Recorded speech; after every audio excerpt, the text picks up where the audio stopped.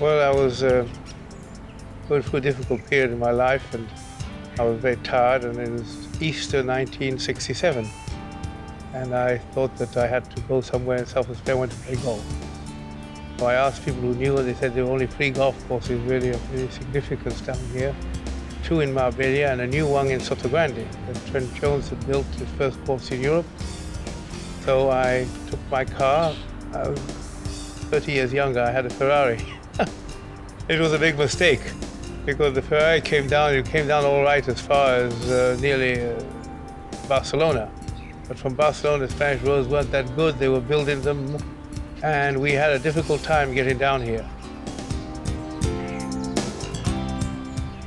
Things got on. I got more and more involved with the community, and then Soto Grande changed owners, the parent company, real estate company, and they decided to start selling things. They sold the lower course to the members.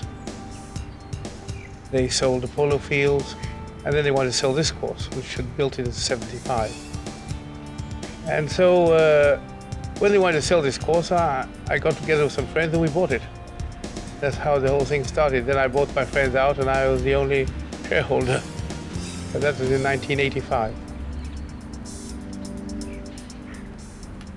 Well, I knew Robert Trent Jones because he built the lower course and he used to come over here to see Joe McMicken, and then he came over here to build this upper course, Valderrama. So I got to know him when he built the course, and then when I decided to buy the course, I called Trent over here, invited him over. I said, Trent, if I buy the upper course, can you make it a championship course?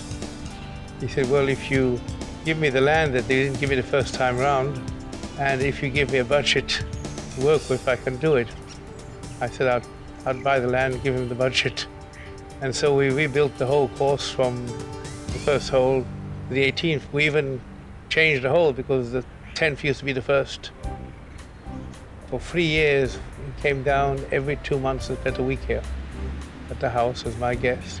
And we used to come up together here. And one thing which was rather amusing is I told all his staff that he had an office in Fungirola near Marbella with design people and architects, Cabot Robinson and other architects there.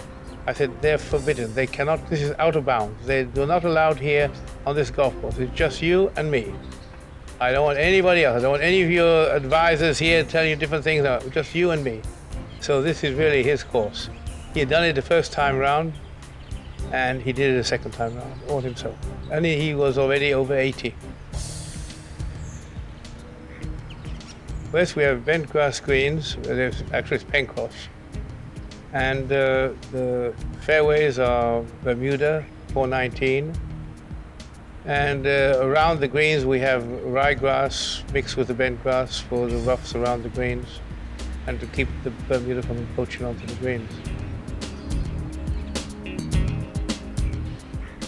Spain's a lovely country to live in, but they have a lot of holidays. I don't know how many official holidays they have, I think only 14, but they have all these other local holidays. So it comes to about 25 at the end of the year. And that and everything else, and the Saturdays and Sundays, it's impossible to work a golf course if you're going to have no one there for 3-4 days. So I went to the unions, and notwithstanding all the laws, I made a deal with them. I said, your men are going to work a 56-hour week. And they said, what do you mean? Well, we're trying to get down to 36. I said, well, we're going to work 56-hour week, and then you can have a whole week off. 1 week on, 1 week off. But you work, whether it's Saturday, Sunday, Christmas, Easter, whatever day it is, holiday, anything, you work.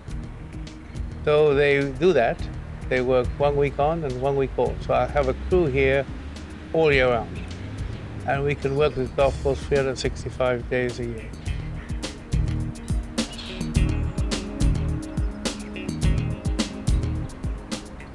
I think golf memorabilia is one of the best private collections.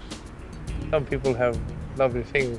Also don't think they're not just here. They're beautiful things all over the world.